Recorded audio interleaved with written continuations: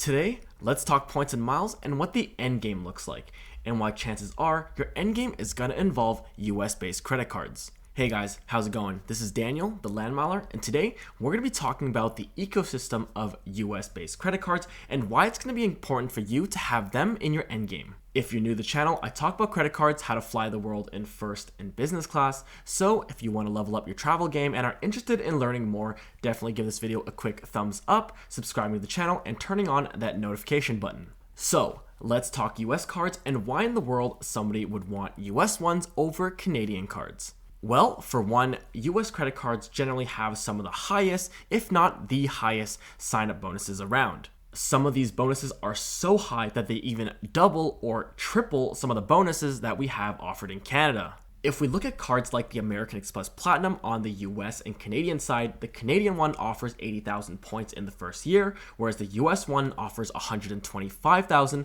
plus a 10 to 15x multiplier on dining and shop small, up to $25,000 in spending. If you can meet even a fraction of that spending, this would mean a bonus of between 200 and 300,000 points. That sounds great and all, but because US Amex also has a lot of lifetime language, what does this mean when we talk about these cards looking at a long-term time frame? Let's dig into the reason why using and keeping your US cards in the long term is definitely going to be a huge plus for you.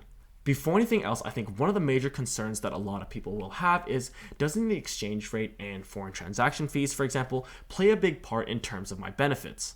And I think that's a great question, which leads to the fact that most US credit cards actually don't have foreign transaction fees. And while I don't know the actual reason why, I think a lot of it has to do with a lot of currencies being pegged to the US dollar.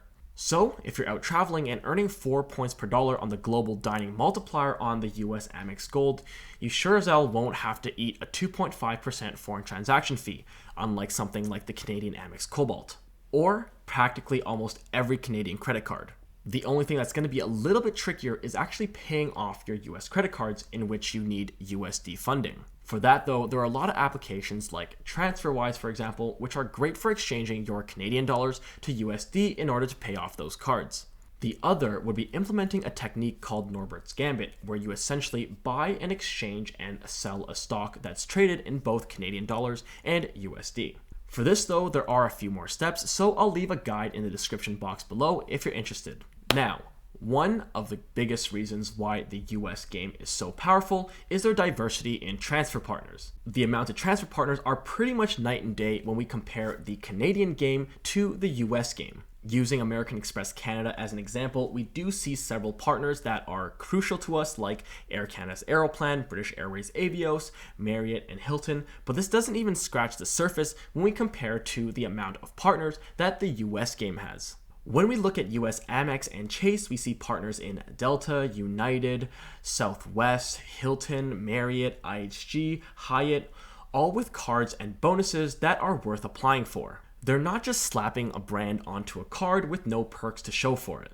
In my opinion as well, hotel programs are even more important when we think about diversity, mostly because a lot of carriers, if you were to use a certain point system, you can book tickets at the same alliance. So for example, if you use Aeroplan, you can technically book ANA, whereas if you don't have the same hotel points from that umbrella program, you wouldn't be able to book certain aspirational properties. Now, this also holds true when we compare the transferability powers of Canadian Amex, for example, to the US Amex or Chase Ultimate Rewards, or UR. With Amex Canada, we have 6 airline partners and 2 hotel partners. But if you've had any experience transferring Canadian MR, you would know that the bulk majority of these points will go towards Air Canada's Aeroplan, British Airways Avios, and Marriott. The biggest reason of this is there's a much weaker transfer ratio if you're considering transferring to some of the other airline partners. Using the example of Cathay Pacific's Asia Miles, why would I be transferring Amex MR at a 1 to 0.75 ratio to Asia Miles when I can transfer them 1 to 1 from RBC Avion? With Amex US, they have the same partners that we do, plus a bunch of other ones. And although this means a little bit more in terms of complexity, it also means that because they're opening up different award charts, you could redeem certain flights with different sweet spots. A great example of this would be the Virgin Atlantic Flying Club program, where a flight from the US to Tokyo on ANA first class one way is only going to cost 60,000 points. These points also transfer from USMR at a 1-to-1 ratio, so when you consider something like 110 to 130,000 points on Air Canada's Aeroplan redeeming the same flight, you'll now often wonder whether that 4x on the US Amex Gold is worth much more than the 5x on Amex Cobalt in Canada. If we also consider the fact that Virgin Atlantic Flying Club has had 30% transfer bonuses from USMR, we can really start to see some of the reasons why we should be using US cards in the long term if we aren't bonus hunting.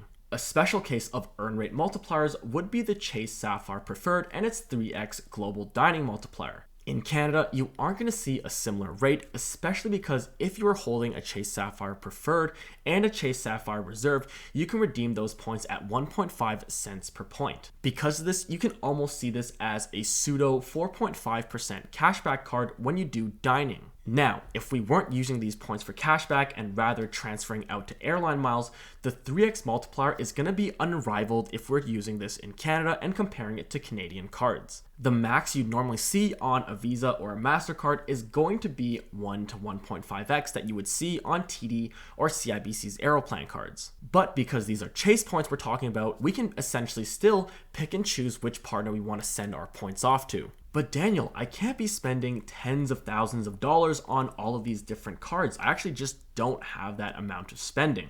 I'm sure to see cards that are probably going to have minimal spending on them, but is it still worth it to have? Well, in the case of US cards, there are a lot of cases where just holding the card and paying off the annual fee will offset and provide you a bunch more value. Now, this is not a foreign concept in Canada. We do also have the Amex Personal and Business Marriott cards, where you're paying $120 and $150 per year, but you're getting 2 free night awards worth 35,000 points. Because these certificates can be used at properties that generally cost anywhere between $250 or $300 or more dollars, you generally will be getting more value than the annual fee that you're paying in the first place. Now, the same logic is going to apply when we look for any long-term card. But in the US, they take this value proposition up to another level. Cards like the American Express Bonvoy Brilliant and Hilton Aspire also have an annual free night award, but the cap is raised from $35,000 to $50,000 for the Marriott Bonvoy Brilliant, and there's actually no points cap on the Hilton Aspire for their weeknight certificate.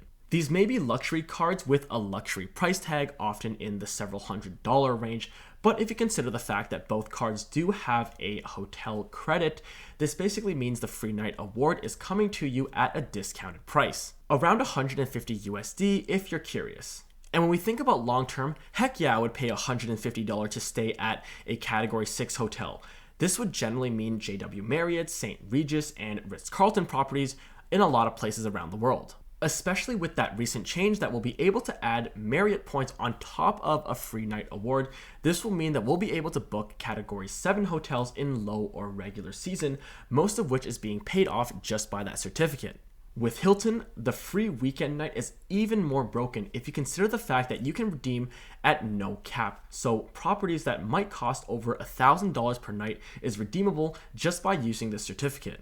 If you're playing the 2-player game, this means a dream vacation doesn't have to be this aspirational one-time only thing. Because there are multiple certificates and cards that offer these options in the US side, chances are you can be paying off these annual fees and receiving these free night awards to be doing aspirational travel pretty much every single year. If you're not playing the 2-player game, then cards like the Amex Hilton series in the US also have upgrade offers. This means that you can actually hold more than one of these top tier cards like the Hilton Aspire if you upgrade to the higher level card and apply for it at the same time when the upgrade offer comes to you. Now, even if you're not loyal to the Hilton brand per se, having a few of these certificates on hand will definitely change the travel game for you. And that's not to mention the Hilton Aspire card also offering complimentary diamond status, so you'll basically be getting the same perks and benefits as someone who stays a bunch of nights there every single year. To sum it up, at the end of the day, we want to see value retention. What am I getting? Why if I'm paying X dollars for it? And in the case of these US cards, having them in your arsenal means getting access to a lot of high multipliers, getting access to a bunch of new transfer partners, no foreign transaction fees, and also perks and benefits from these hotel certificates and statuses that far outweigh the fee. As long as these US cards continue to provide this level of value for their annual fee, I think I'll be sticking to this US strategy. However, if US cards decide to nerf some of these benefits that are good for the long run, that's where we'll probably need to stop, reconsider, and pivot if we need to.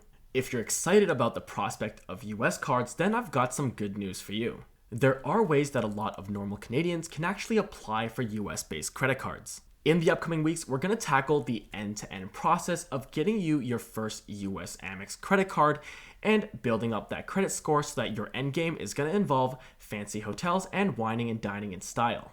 As always, if you have any questions about some of the topics that we talked about today, definitely leave a quick comment in the comment section below. I'll get back to you as soon as I can.